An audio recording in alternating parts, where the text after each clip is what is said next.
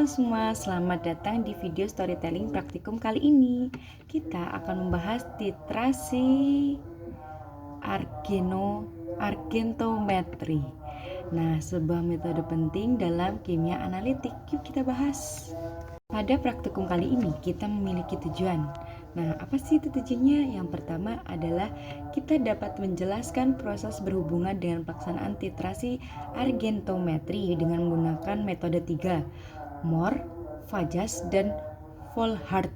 Nah, yang kedua, kita menetapkan kadar larutan perak nitrat. Yang ketiga, kita dapat menentukan kadar klorida dalam cuplikan dengan menggunakan 3 metode juga, yaitu metode Mohr, Fajans, dan Volhard. Nah, terjadi endapan dapat dipakai sebagai dasar suatu titrasi apabila ada indikator yang sesuai untuk menyatakan titik ekivalennya. Di samping itu, sistem harus mencapai keseimbangan pada setiap penambahan titran dan tiap ada pengotor yang mengganggu pengendapan. Suatu titrasi yang menggunakan garam perak nitrat sebagai larutan standar disebut proses titrasi argentometri. Pada titrasi TE atau titik ekivalen tidak dapat ditentukan dengan pembuatan grafik. Oleh karena itu, timbullah metode untuk penentuan ion halida, di mana metode tersebut sesuai dengan penemunya. Ada Mohr, Volhard, dan Fajans. Yang pertama ada metode Mohr. Titrasi pengendapan dengan ini tuh menggunakan prinsip pembentukan berwarna dari Ag+ dengan indikator yang seringkali digunakan adalah kalium kromat. Pada TAT, ion kromat akan bereaksi dengan ion perak membentuk perak kromat. Berdasarkan pindukan prinsip KSP bahwa perak klorida mengendap lebih dahulu daripada perak kromat. Yang pertama ada pembuatan larutan AgNO3 0,1 normal dan standarisasinya. Yang pertama pembuatan larutannya. Nah, pembuatan ini dari AgNO3 murni dengan 99,9% kemurniannya. Nah, terus ditimbang nih, dikeringkan pada oven 150 derajat Celcius selama 2 jam. Nah, habis ditimbang ini tuh sebanyak 1,6992 gram dilarutkan ke dalam aquada sampai 100 ml. Nah, standarisasinya kita membuat larutan dari standarnya NaCl dengan kurang lebih 0,05 normal secara kuantitatif. Nah, pipet 100 ml ini ditaruh ke atasnya, dimasukkan ke dalam labu Erlenmeyer lalu dicairkan sampai volumenya kira-kira 25 ml. Ditambahkan indikator 1 ml K2CrO4 5%. Dititrasi pada larutan AgNO3 yang diminta dari si asisten.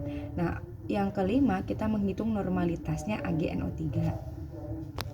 Yang kedua ada penetapan kadar klorida. Nah, 10 ml larutan klorida yang diminta dari asisten dimasukkan ke dalam labu Erlenmeyer dan dicairkan dengan aquada sebanyak 25 ml. Nah, dititrasi dengan larutan AgNO3 yang telah ditentukan normalitasnya, terus ditentukan kadar kloridanya. Yang kedua ada metode Fajans. Nah, dengan cara ini prinsip kerjanya didasarkan pada absorpsi indikator pada permukaan endapan. Titrasi air pada dapat diambil saat terjadinya perubahan warna pada permukaan endapan dari putih menjadi merah muda. Oleh karena indikator absorpsi merupakan asam atau basa lemah, maka peraturan pada titrasi sangat petir. Warna indikator yang diabsorpsi berbeda dengan indikator yang tidak diabsorpsi. Dan perubahan warna ini menunjukkan TAT-nya.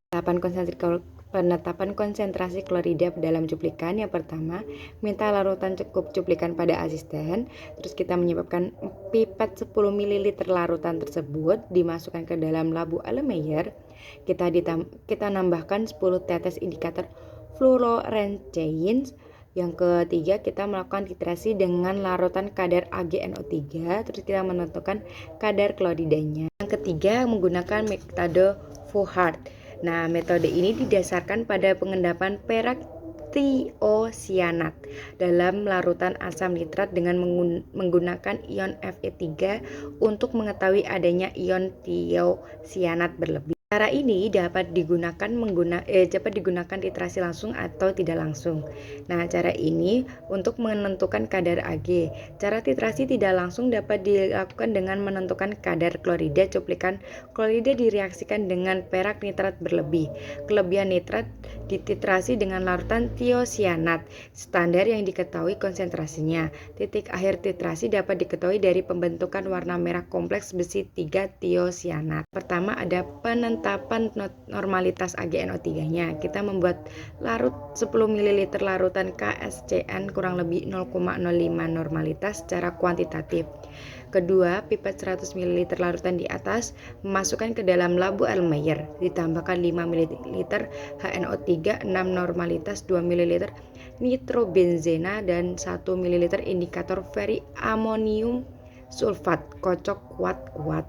Nah, yang ketiga kita mentitrasi larutan AgNO3. Yang keempat kita menentukan normalitas larutan AgMO3. Nah, yang kedua kita menentukan penetapan kadar klorida. Pertama kita 10 ml larutan cuplikan yang mengandung klorida dipipet dan dimasukkan ke dalam labu Erlenmeyer. Yang kedua kita asamkan larutan dengan 5 ml HNO3 6 normalitas. Yang ketiga kita menambahkan 2 ml larutan AgNO3 yang telah dibekukan. Yang keempat, tambahkan 2 ml nitrobenzena dan 1 ml indikator amonium sulfat, kocok kuat-kuat. Kita mentitrasi larutan KCNS yang diketahui konsentrasinya. Keenam, kita hitung konsentrasi Cl. Sekian pada praktikum titrasi